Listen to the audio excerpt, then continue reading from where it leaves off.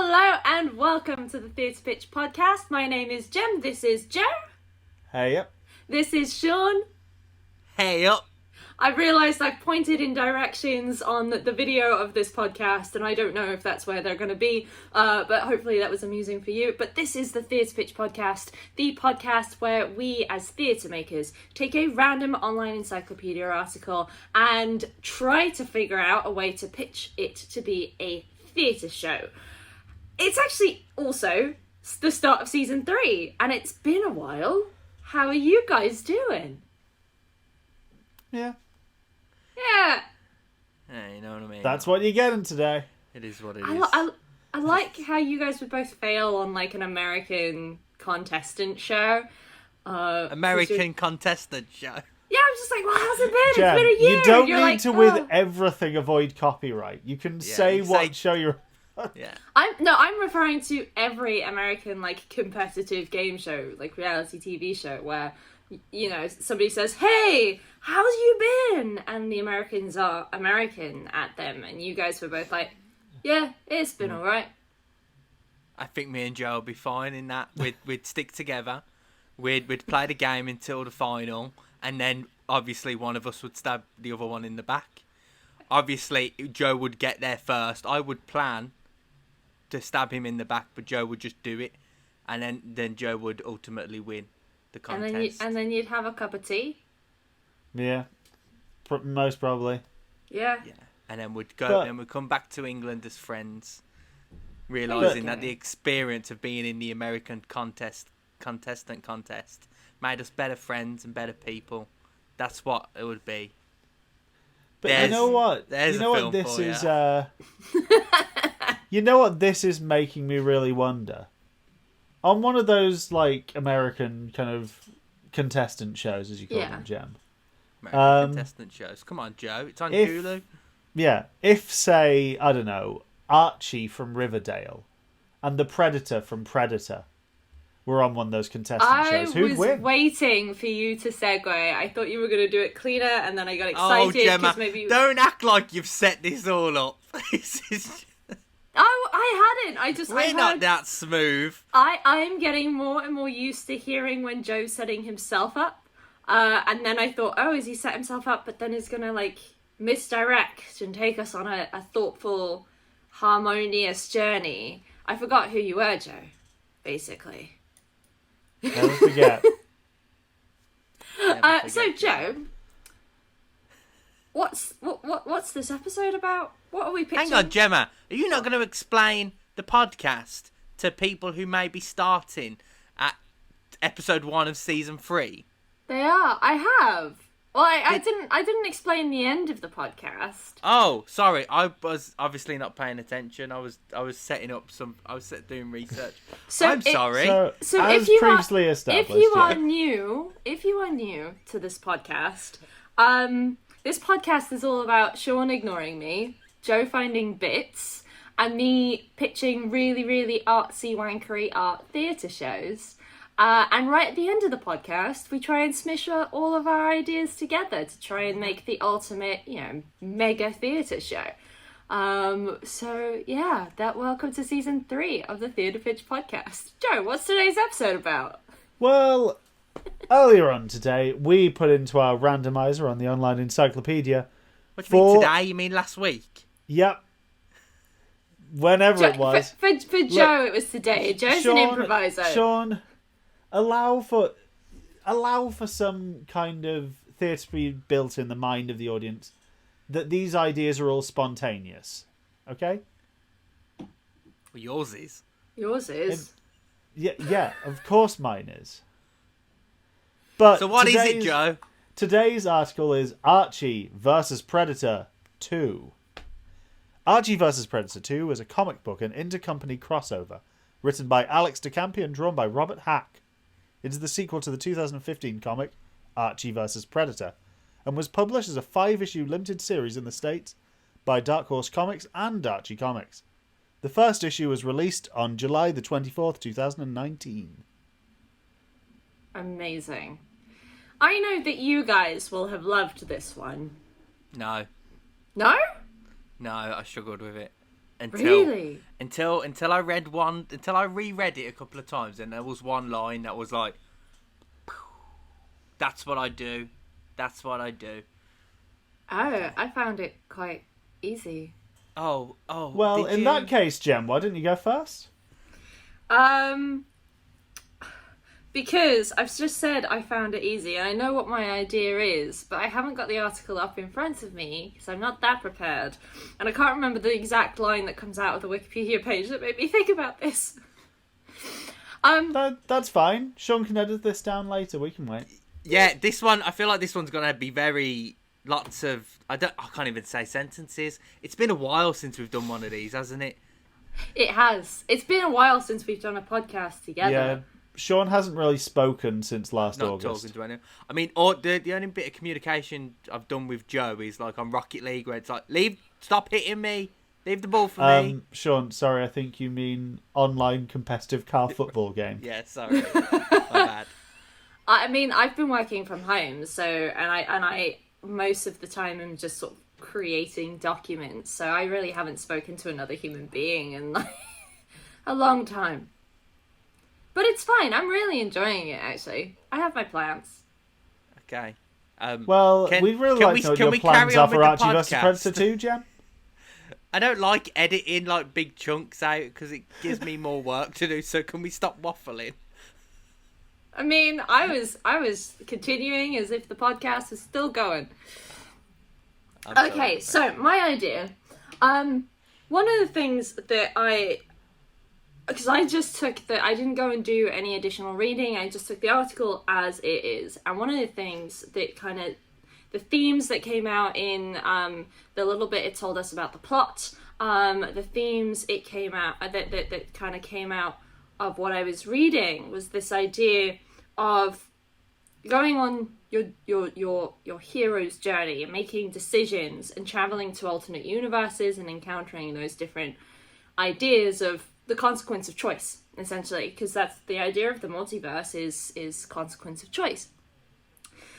And that got me really thinking of theatre of oppression, which is stemmed from Augustus Boal's practice even. And Sean, you're looking at me like, theatre of oppression. Oh, that's theatre of oppression. Theatre where the audience say stop. And I'm going to do this bit now. That one. Yeah, it's that one. So, it was, with Augustus Boal's work, he mainly focused on, like, social issues and things. That's why it's called Theatre of Oppression. But the main mechanic that he used was that the audience was very participatory in it. So, you'd have your actors act out a scene, and the audience could say stop, and they could change your mind, essentially. They could influence how a scene, how a story played out. So it's kind of scripted improv, basically.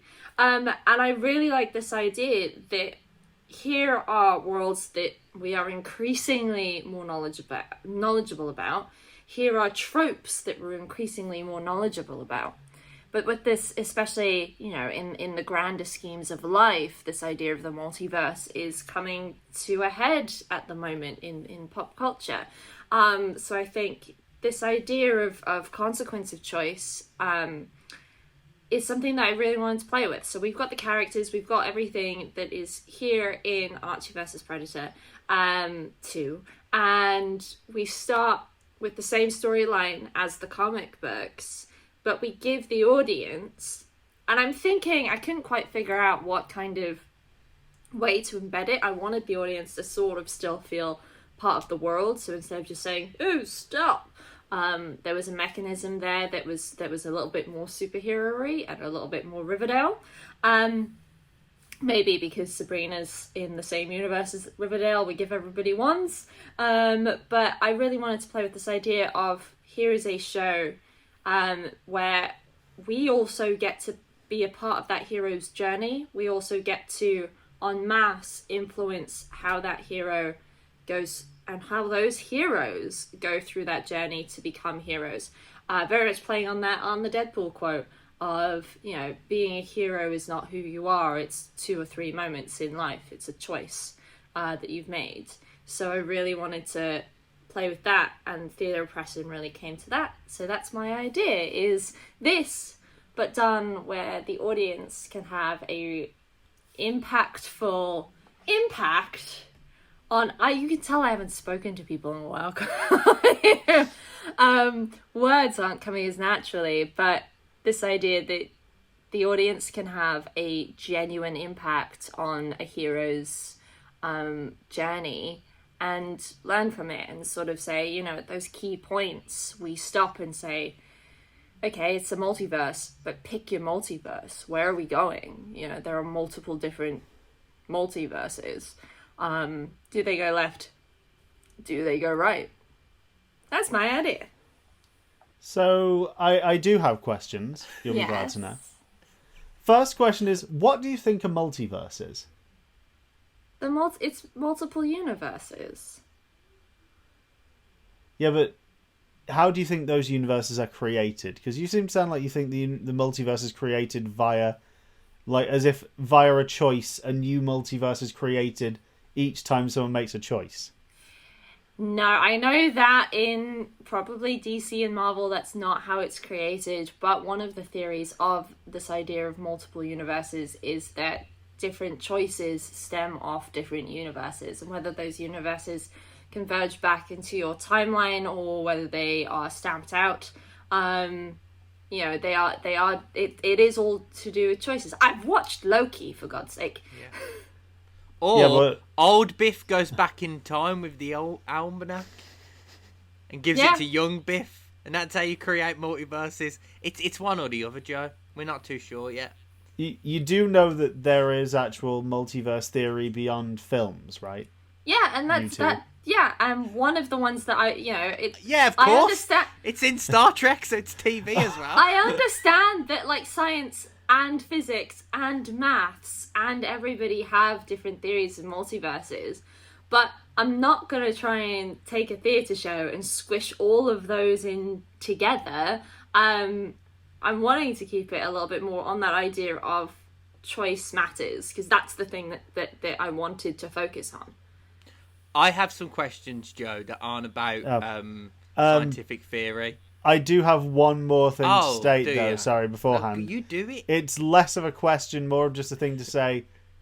They don't use wands in A Chilling Adventures of Sabrina. They just use books and their hands. I'm very aware. I was being quite facetious. They don't even use wands in Sabrina the Teenage Witch either. I don't think they did. They Look, don't. Just to check, Sean, it's season 3, but I still can't remember. Am I allowed to swear? I don't remember. I can't remember editing out any swear words, so yes. In that case, either way, note the time code if you want to. Swear word incoming. I didn't watch 5 fucking seasons of Riverdale and all of Sabrina only to not know this shit. Cool. I still don't understand what Gemma's show is, though. I understand the type of theatre that she's doing. I understand that. But from what I feel like I've just listened to, Sean, do you know this type of theatre? Yes. Okay. Predator. That's very much, that's kind of for me, I'm cool, it can go into a black box, or if you can give me more budget, I'll give it more. But it's the story of this comic book of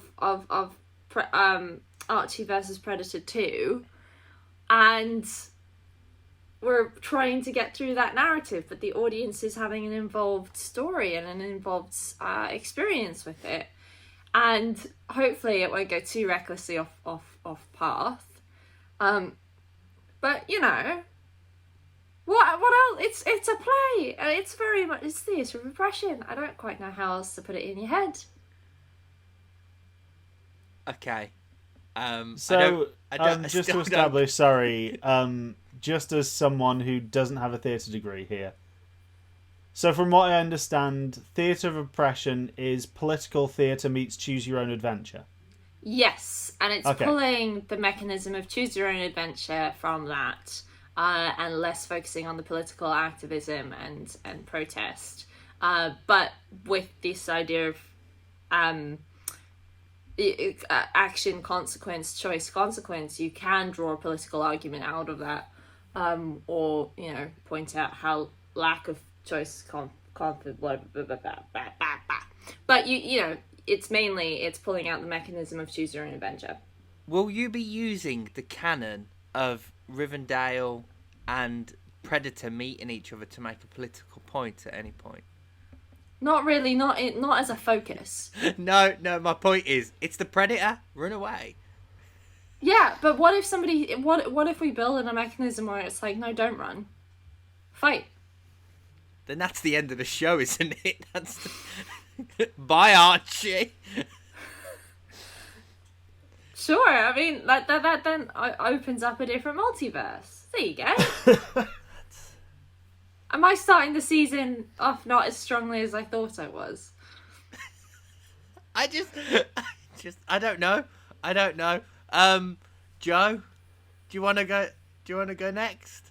Yeah, sure. As my idea is, going to be partially, it's going to be flying off the seat of it. So it's at least we know we've got a strong ending, as Sean's pretty sure of his idea.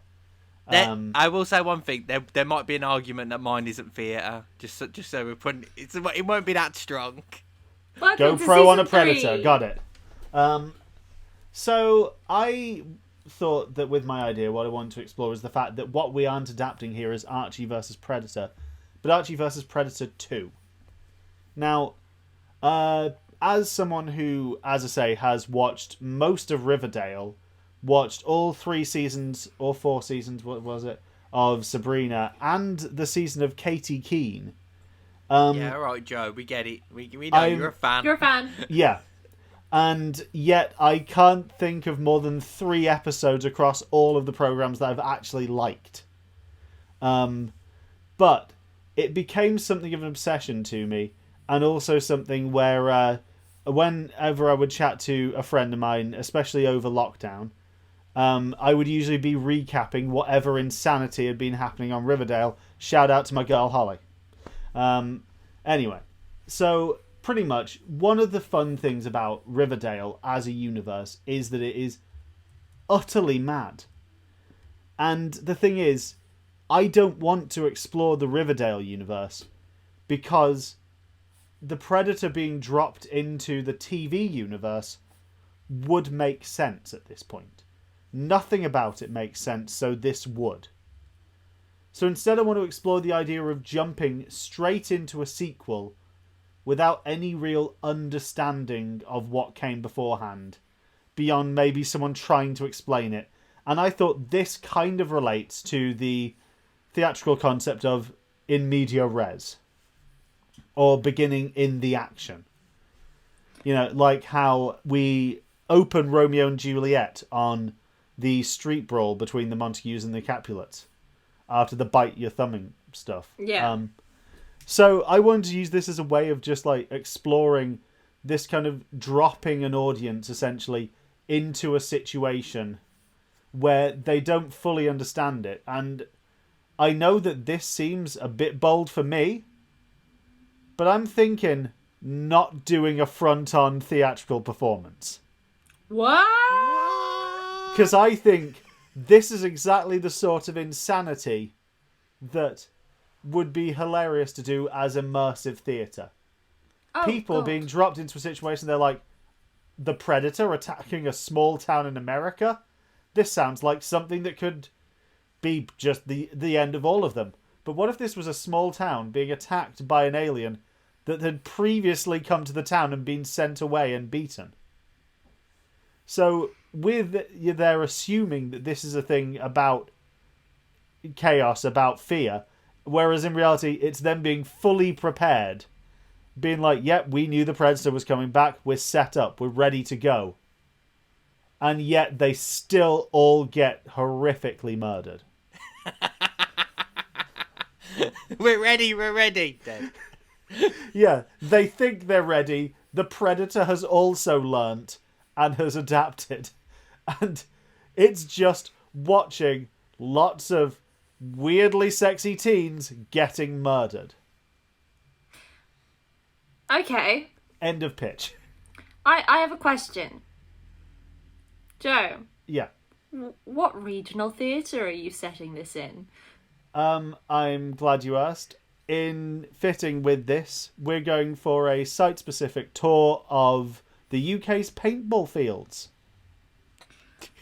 Okay. Love it, good save. Would that be so you can use paint to represent blood? It would be, but we're also going to have a fuck ton of squids. We can kill the. Well, could you do that at the end? Everyone just gets to kill the predator. Yeah, at the end of it, each audience member, they get like one... They get like, 50 paintball bullets each. Or paintballs. Why didn't I say that? What's going on? Paintball bullets. Paintball bullets. They get 50 paintball bullets, and they get to just shoot a predator. Fair enough. I like Poor that. actor. I like that. I'd watch that. That's right on my thing. You wouldn't be watching it, Sean. You'd be in it, screaming. Be like, it's real. It's real. Paintball to the face. You know that thing where you're not allowed to shout fire in a theatre? Or anywhere, yeah. Oh, is it anywhere? It's Okay. anywhere Are you unless allowed there's, to, like, there's are you a allowed fire. do you reckon you're allowed to do that in immersive theatre? Or do you reckon people would just go, ooh, I didn't know he was in it? I don't want to be the one that tries. And if anybody who's listening tries, don't mention us. I like that, Joe. Thank you. I don't know if I like it. I'm intrigued by the concept, but I feel like I don't know if I'd want to go because, paintball is kind of scary enough because it's pain and it's being shot at, right, which is quite a primal thing. But and then adding the predator to it, I don't know if I want to do that. Well, this is still following on from my idea for the Thrawn Janet episode. For anyone who wants to go back and listen to our Edinburgh Fringe specials, where I do feel like the main problem with horror theatre is that it isn't doing enough to terrify people so much that they throw up. And that is my continual aim. The other day was the first time in my life I went to like an exercise class, and it was the first time in my life somebody had like done enough exercise with me that I wanted to vomit. And I was under the impression it was meant to be like a dance exercise class, so I was meant to be entertained. I'm gonna be honest, being in a room full of people and feeling like you're gonna vomit and you're just in a corner surrounded by really intense happenings, it's not pleasant. I don't want to go. If you're making theatre that makes me want to vomit, I don't want to go. Well, look, it's the same principle, but just in this instance, you happen to be the one we're oppressing with the theatre. I think Joe's idea's got legs, and I know he's like jokingly picked like paintball things, but I think it's an actual good idea to do it because it's a controlled environment. Like, it's all cornered off, so no one's gonna wander off and get lost in the woods. You've got loads of different areas that have been like urbanized, and you could see it being in like a random scene of Riverdale because they wanted to save some money on the that set. You could see it being there, and the predator likes the woods. It works. Sean, at one point in Riverdale, purely as a cost-cutting measure, it did a 10-year future like jump ahead where Archie was in the army, but because they didn't want to spend money on setting up like an actual military scene, they had it all taking place as an allegory on the football field, and it was them charging a rival football team but with guns. You see, it's metaphorical. So this is exactly what Riverdale would do, is just have it be on the town paintball field to save money. Yeah. Okay, alright. They've lured the predator into the town paintball field, thinking that if they get in an enclosed environment... The town paintball field. Joe, have you ever done immersive horror? Like, actually been a participant? No. Okay, a few years ago, Sean put on like a zombie invasion immersive show. Oh, yeah, I did go to that. That was terrifying. was I don't want to repeat it. I think it's a really good idea. I think maybe I'm just not somebody who would go. Can I just say, guys, I lit that whole thing with heaters. Heaters. I didn't notice. I was too busy genuinely being uncomfortable. That's why you had weird lighting, but you was all warm. You're welcome. Hey. My main memory of that show, as I've told you before, Sean, is that one of the actors in it, I didn't realise that they were acting in it. And at one point, they stood up and started talking in the middle of it. And I was just like, no, sit down. They're acting. It took me a good few minutes to realise they were in the performance. Immersive It was my theatre, first everyone. immersive show. Brilliant. So Sean, what's your pitch? Okay, so mine's got a lot of moving parts, I think, and a lot. Okay, right. So I got the idea from the line where it's like he activates the last line on the Wikipedia, like, but as he activates the device in his helmet, a host of predators intercept the signal and trace Earth. So I've got device and predators turn up, right? Yeah, that's my thinking. Okay, so many years ago, I was in a seminar for new media performance, and it was very much sort of like, oh, this technology can be used for this theatre, this technology can be used for this theatre, blah, blah, blah, blah, blah. So mine is basically an audio walk. Yeah. Okay. But this is where it becomes Predator. Okay. Oh, I don't know how to explain it. It's in my head, but I don't know how to say it. Okay, so it's audio walk. Yep. Yeah. I'm gonna use like if I don't even know if this is a thing, but I'm gonna build it on Google Maps, right? So you know, so the whole story is you download the app and you pick a character from Rivendell. So I'm gonna pick Archie. I'm gonna go basic bitch character. I'm gonna pick the main character. Is that because he's the one you can remember? Because he's the one I can remember from Archie comics, right? And you do an audio walk, and it's basically his interpretation of that story. Yep. Okay. And that's the audio walk. So as you're walking down the street, he's like telling you, I'm gonna build if it's possible. I'm gonna build it on Google Maps or that thing that they use for Pokemon Go. And anytime I like walk past, like, I don't know, a restaurant, Archie will stop. You know, he'll get distracted and start telling you about the like a fictional restaurant in the Rivendell universe, and you'll have loads of random encounters like that. So if you go past like a train station, he'll start giving you a weird story like that.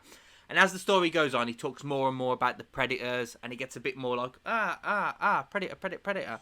So that's where Archie is, and that's how you're interacting with the space around you. But the way you're interacting with the predator is there was an app called Zombie Run from like a decade ago, and the whole Fun thing app. is you go an app. Yeah, do you remember, Joe? Yeah, I was just saying it was a fun app. It was a fun app, and so what would happen is you'd go on a walk, and it would be on your it'll be a map on your phone, and as you're walking, zombies would appear on the map, and you're meant to avoid them. So I'm doing the same thing. So audio walk, and then randomly predators are gonna appear, and you need to try and avoid them. But if you get too close, then Archie's starts oh no, starts telling more of the story, like, oh, the predator. And that's how you sort of interact with the world. So you're trying to you're doing this audio walk with the characters of Rivendell, whilst also avoiding the predators that keep randomly appearing, because they trace the signal and appear on Earth, Gemma, and that's how you're interacting with your. So I've got my. I was just like looking at Google Maps. So like you're literally just walking one way, listening like an Archie's like, oh, what a great train station, and then oh, predators that way, so now I've got to go that way to avoid them, and it's gonna last about an hour because eventually there just gets too many predators, and when they spawn on your map, they follow you basically until they get you, and that's my idea. It's an audio walk. It's an interactive audio walk where you're being chased by digital predators. And you know what, Joe? Because for you, this is for you. On, say, different times of the year, say it's Halloween, you get extra characters. So Sabrina will be a bonus character for Halloween. And you'd keep going back to the app because there's different characters that you can do. Now, this will surprise you, but I'm actually not going to question if this is theatre. Because back at university, previous guest on the podcast, James Hamilton, actually did an audio tour, like a recorded tour, as one of his final projects that I took. And it was a good... it was an entertaining time. It was, I would say, theatre. It's a bit more tricky because I'm trying to place like a fictional universe on like a digitally on like the real world. But if you dispense your disbelief, and you know, if you go on Google Maps, there's loads of different icons. So like I'm on Birmingham. So like you know, you've got like the restaurant one, you've got like the parking one, you've got a museum one, you've got a bar one. So you'd use them as prompts. So you'd keep it simple to just those icons. Yeah. And use them as prompts to, like, you know, create the random encounters as you're going through the audio walk. And then obviously you're being chased by predators. Now, I do just have to ask, is this something where it would be adaptable to... Would you have to be in a specific location if you were doing it kind of like actually walking around and following it? Or would it be something where it could have... it be programmed in so that, as saying, like, would it have various things that would be triggered by you, say, if you were, like, I don't know, in Wolverhampton and you walked past a burger restaurant, it'd be like Archie being like, the local diner where I enjoy my burgers. But would it do the same thing if you're doing the same thing in, like, Leicester and you walked past a burger restaurant? That would be the dream. That would be the pipe dream, that it would adapt to the city. Or maybe, like, there's a starting point in each major city. There is one going on at the minute by Poltergeist Theatre. They're doing Ghost Walk. And it's a free app, but you have to... It's in London. You start in a certain... From what I gather, you start in a certain location in London. And then you follow it, and So people do it, and but you could always just follow it on Google Street View if you can be bothered to leave your house. Yeah, that's my idea. I feel like I nailed it. Yeah. Also, I do, Sean, if you can just go back through, note the time codes, and every time we've mentioned Google, put in popular search engine. Bing. No one knows what Bing is. I'll be all right. They'll be like, "What's this fake name Bing? he's using instead of Google?" I like it. Thank you, Gemma. Yeah, I do, and it's something that I so desperately want to say is not theatre, but I know that it is. And also, if I say that it's not theatre, then a lot of my current projects I'm working on go down the drain. So I really, really like it. I think that, yeah, I like it. yeah. So, as I don't feel like either of us have any particular questions about this, Jem, is Shall it we time cut for the to smush? Cut Let's to cut. the smush. Hey! Okay, so, just a little bit of a recap. You have got my Black Box Theatre show with the story of Archie vs. Predator 2, where the audience get to intervene and make choices with that impact the heroes. You've got Joe's immersive, terrifying, paintball-based adventure, where you go and attack the predator. And then you've got Sean's audio walk that is linked up with Maps software. There you go, Joe. I'll bend the knee to your anonymous no branding. Yeah. And yeah, so those are the three pitches. So now I think I know exactly how to smush them.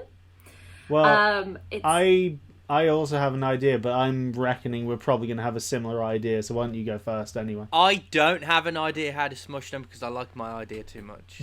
I do like your idea a lot, and I think the way to smush them is VR. VR is immersive, just like your idea, Joe, and it is very much this idea that we take the framework of Sean's idea, we throw in your immersion and your gun with Joe, your idea. You can also get bodysuits now that mean that you can feel being shot. And then yeah, that's what they're used for. And you can feel being shot. Low and then down. You take because it's VR, you end up with a little bit more of a freedom of choice, because you can choose your different ways and actually stay within that immersion, and it doesn't have to be so pre-recorded as is with Sean's. If you do VR, I was going to say VAR. If you do VR, would it be, would the video style be of the actors from the TV show, or would we use the? Oh, okay. I was gonna say, would we make it animated like the cartoon? Ooh, well, not the cartoon. Yeah, the comic. Make it animated and use the actor's voice. I was gonna say just go on the cheap and use animation and voice actors. I mean, you've got the IP, right? So why not make an extension of the universe? Joe, what was your idea? What's that? What was your idea for the smush? Really, my idea was actually pretty much the same, but not in VR. Okay. Well, then what was it then? Was just using kind of doing it as something where we move around within the real world, but also bringing in kind of just live action actors. Because I was thinking partially of are you aware, both of you, of the Birmingham zombie run? There might be other zombie runs. There's one in Bristol. Okay. No, I'm actually not. Fair enough. Well, for Sean and for the viewers at home who might not, / listeners, I don't know how you're enjoying this. But there are these charity kind of not quite marathons in terms of length, but mini marathons, let's call them, where it's the idea is they're called zombie runs because everyone dresses up as zombies and instead hobbles their way across the run. And you get kind of hundreds, thousands of people all pretend to be zombies through a set route through the city centre for charity. Worst day ever if you have a zombie phobia. Best day ever if you like zombies. But so I was thinking using that for this kind of live theatre experience that goes through a city centre, kind of like my much maligned silent disco tours that happen in Edinburgh, where it's a set route that happens in various cities. This tour's round. The route is planned out depending on what city or town they're in. And you go around it, and at various points around the city, you get kind of bits where you stop and you listen to an audio tour, and also as it's happening, the Predator's murdering someone. But you can also choose within that audio tour which character you're going to be following. And depending on which order it is, depending on which order you go in experiencing the event, does affect what happens. I question how my idea fits in there, because choosing a character isn't my idea. We can vote on who dies. You can vote on who dies. I mean, spoiler alert, whatever happens, the vote is everyone. No one lives. Yeah, but does the story change by who lasts the longest? So maybe depending on what way around you do it, there is a chance of the ending being some characters survive and maybe even the Predator is killed. Yeah. Some get to the chopper. Yeah, okay. And depending on if you go one way, you end up having Jughead giving you a lecture about German politics in 1930s, just to keep in something of the spirit of the theatre of the oppressed. I do think that is a valid way to smush the three ideas. Sean, do you have any other idea? No. We're not going to take a smush from each of us and start smushing the smushes. Yeah, we can't smush. That's not a season. This isn't a new format point for season 3, please. No, I was mainly. She's trying to cube it at the end. It's like free on. Look, we've got enough format points already. We don't need a smush. It's the rule of 3, okay? There's one smush per season, and it's the last episode, Jen. Well, we have smushed Spoiler into. alert. Mainly, I was trying to see if Sean could outbeat that because I can't. I like both the idea I did. of the VR. I have beaten that with my original idea. Well, if you are listening or you are watching this, whack into the comment section or throw us a DM or something like that and tell us which one of the pictures you think is best. I'm also just going to say right now, after the discussion of the VR bodysuits, don't whack into the comments, please. Joe, come on. We don't want that kind of audience. Right. Well, I think we've got. I know we haven't come up to one smush, and we've got 2 smushes. But I think with this being the first episode back after quite a while, I'm going to allow it. So I think if you're listening or you're watching, let us know. Do you like Joe's, mine, Sean's, or Joe's smush or my smush better? Yeah, I quite liked that. Well done, Jem. That was a smooth ending. There you go. Thank you. Loved it. Hey, One Joe. day- Yes, Sean? Why don't you have a look on Wikipedia for what we're doing next? And I'm going to tell everyone, if you like that, guys, then why not drop us a like, a share, tell your friends of friends, to go onto Facebook, to go onto Twitter and Instagram, and they can find all of our stuff at linktree.ofitd. And if you go on there, you'll see our website. You'll see. I've actually gone on there and noticed the order that Gemma's put it in. And isn't it funny how the podcast she does on her own is right at the top? Interesting. Okay. Yep. So we do that. Gem does her other stuff. You can follow us on Instagram, Facebook, Twitter, YouTube. Subscribe here down below. Yep. Give us a like. And, if you like me and my great ideas, I'm on Instagram at StillShawnyB. You can't find me on Twitter anymore because I deleted it. Because, I did it. I just found myself going on Twitter to just see all the bad stuff in the world. And I was like, I don't need that. Yeah. So I deleted it. I think I deleted it after I saw Liverpool draw with Brighton. I was like, I've had enough. Gone. And if you want to follow Gemma, hey Gemma, where can people do that? You can find me on Instagram at OFITD_JEM. My name, my company. Great. Check it out, guys. Hey Joe. Yeah, where sure. can people follow you if they wanna? You can find me at Not Joe Ranchka. That's NOTJOERACZKA. Oh, I've You can missed also- that. I've missed it. I've missed the little dance. I've missed the little rhythm. Yay. And you can also find me there on Instagram as well as Twitter. But let's be honest, on Instagram, all you'll see is what free entry competition I've entered today. I'm not that much more active on Twitter, but I do post more. Can I just, you know what? Can we just say something about that, Joe?